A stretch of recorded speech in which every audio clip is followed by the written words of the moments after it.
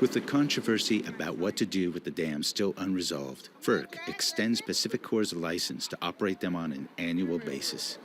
A subsidiary of a company owned by billionaire Warren Buffett, Pacific Corp enters into settlement negotiations with Klamath Basin stakeholders. I understand the farmers, what's happening to them. I also understand, fishing isn't only for Indians. It's not in our interest to be adversaries. One can't die as opposed to the other. It's always amazed me that there's common ground, but you have groups that seem to want to go to opposite ends and bicker, when if you could just, calmly and level-headedly sit down and everybody come to the middle, there's room for everybody. There's room for the environment, there's room for the people. It's not rocket science. There is some alliance forming between the tribes and the commercial fishing industry and the sport fishing industry and the farmers on the Klamath River system. Undam the Klamath! Undam the Klamath! Undam the Klamath! Now we've come full circle, and we're at a position where we have everybody, the tribes, the fishermen, and the farmers at the same table, as well as local governments from both of those areas, trying to work through this to find resolve. There's been a lot of effort to, whether it's by lawsuits, lobbying, or legislation, to force the government to fix the problem.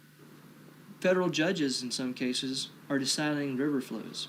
Now, these guys don't know what salmon need. These guys don't have a fisheries background. So I think people started realizing that there's got to be a better way. Fact of the matter is that in America, corporations run our country. And if we want to hold somebody responsible, don't look to bureaucrats and elected officials. You look to the guys that own the problem. And who owns this problem? Warren Buffett and the shareholders of Berkshire Hathaway. People who have never seen the Klamath River are destroying it, and they don't even know it. It's hard for people to accept that their investments, the investments that are putting on a return that allows them to go to Borsheims and buy jewelry, those investments are killing fish and causing toxic pollution and creating poverty for Indian people and putting commercial fishermen out of jobs. I'm passing around Buffett books. They're good for wind-dead fish. You want one? Oh, in your broker? Yes. Trade.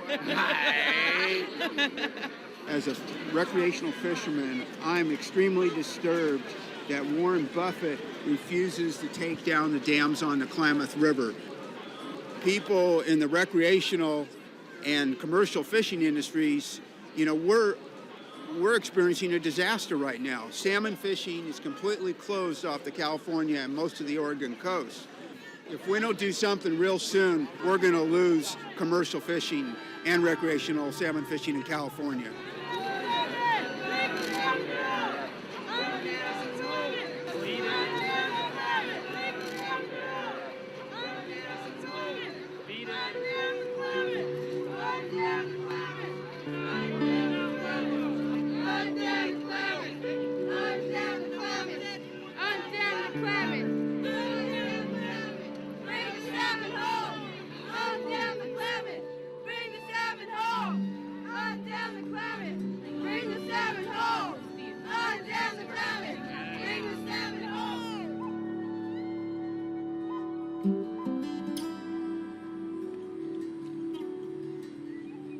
In times of stress, it's easy for people who fish to blame a corporation for the threat to their way of life, for non-Indians to demonize Indians, for farmers to see government as the enemy.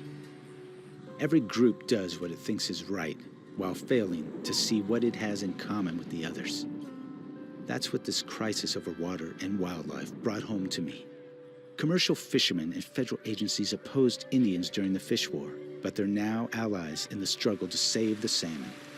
Farmers thought the government was their adversary until it filled their irrigation canals regardless of the needs downstream. Then the death of so many salmon made everyone understand. The Klamath Basin is united by water, and as long as its people stay divided, everyone will suffer. we can find our common roots in spite of our differences and do whatever we can to fix the world.